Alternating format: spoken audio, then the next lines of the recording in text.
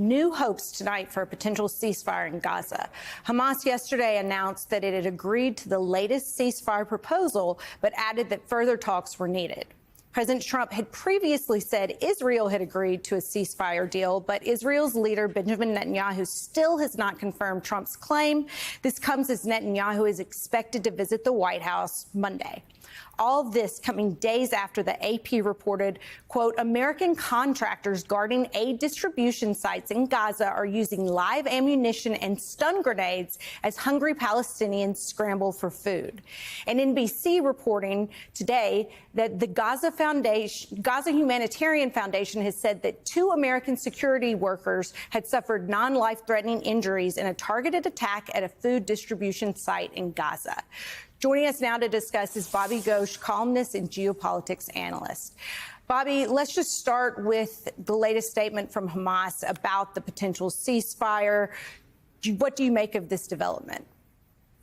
Well, anytime that they agree to talks is a good thing. Anytime they agree to a ceasefire, it is a good thing. The Israelis have said that they will send their negotiators to Doha to continue those conversations. So in light of everything that's happened over the past 2 years, I suppose we should cling to some kind of optimism. But it's a little hard to do because we've come to this place before and then those hopes have been shattered. We've come close to a ceasefire. There have been formal announcements of a ceasefire.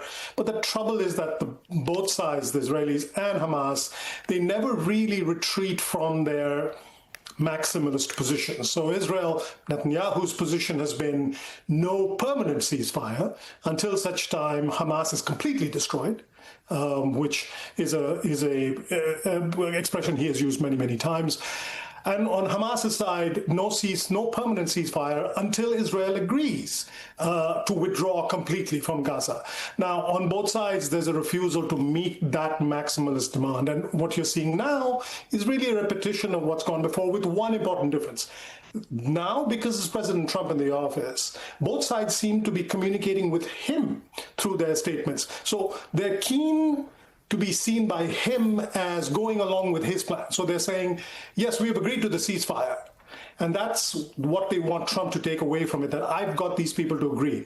And then they add in a sort of lower tone, but. And then the but becomes the nub of the problem, because the but takes us back to those positions. We won't leave until Hamas is completely destroyed. We won't talk until Israel has left. So knowing that, Bobby, what, if anything, do you expect from Netanyahu's White House visit? Well, he has to negotiate with a president who's very keen for some kind of visible sign of success.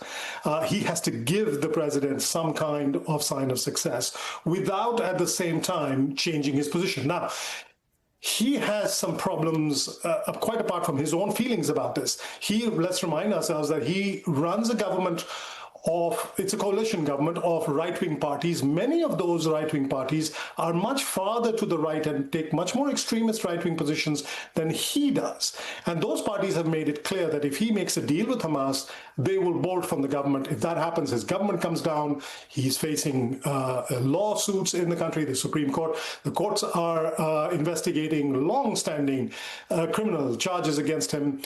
If he loses office, then those charges become very real. So he has every reason to keep things going as they are. And he has every reason to give Trump some semblance, something to cling to and say, look, this is something I have achieved. That's what I'm keen to find out. That's what I'll be looking out for. What is the fig leaf that he's bringing with him? Yeah, so that's what I was going to ask you. What narrow path does he actually have here where he could sound like he's being cooperative and not potentially give an excuse to the more right-wing parties in Israel to kick him out of office? Well, I think what his position has been and what he's done so far since Trump became president is to say, we've agreed. President Trump has the right idea. We've agreed to his idea. And then he blames the other side for breaking the deal. He says, Hamas, we've agreed, we were willing to go along with President Trump, but the other side broke the deal. I think we'll hear the same. The big difference this time is that from Trump's point of view, Netanyahu owes him big time because the United States went along with Israel's war against Iran, because Trump brought the United States into that war.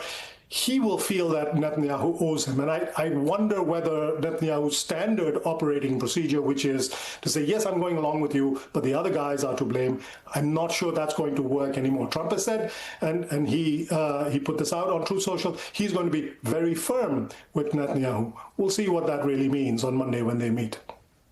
Bobby Goshen, thank you so much for your insights. I hope we can have you back after this meeting.